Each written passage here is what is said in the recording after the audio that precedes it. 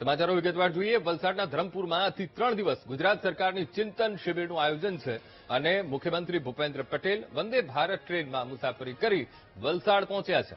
મંત્રીઓ, વિભાગના વડાઓ અને વલસાડ કલેક્ટર ચિંતન શિબિરમાં સામેલ થશે. ધરમપુરના શ્રીમદ રાજચંદ્ર આશ્રમમાં ત્રિદિવસીય ચિંતન શિબિરનું આયોજન કરાયું છે.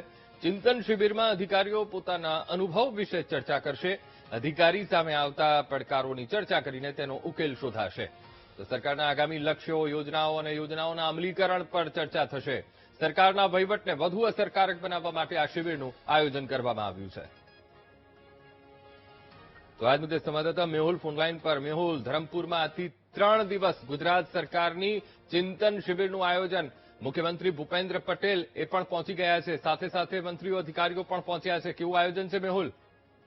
બિલકુલ કે અંકુર, આજથી 3 દિવસ જે છે રાજ્ય સરકારની 12મી ચિંતન શિબિર ધરમપુર ખાતે યોજાશે. આ માટે મુખ્યમંત્રી ભૂપેન્દ્ર પટેલ સહિત તમામ મંત્રીમંડળના સભ્યો અને અધિકારીઓ વહેલી સવારે વંદે ભારત ટ્રેનથી ચિંતન શિબિરમાં જવા માટે રવાના થયા હતા. મુખ્યત્વે આ 3 દિવસની અંદર તમામ જે મંત્રીઓ, અધિકારીઓ અને કલેક્ટર સહિત લગભગ 241 જેટલા જે લોકો છે તે ઉપસ્થિત રહેશે અને રાજ્ય સરકારના આગામી આયોજનો સંદર્ભે તેમાં ચર્ચા કરવામાં આવશે. રાજ્ય સરકારની નીતિગત વિષયો જે છે આવનાર સમયમાં કયા પ્રકારના રહેશે તેના સંદર્ભે પણ સમીક્ષા જે છે તે આ ચિંતન શિબિરની અંદર કરવામાં આવશે. જી બિલકુલ મેહુલ, સમગ્ર માહિતી સાથે જોડાવા બદલ આપનો આભાર.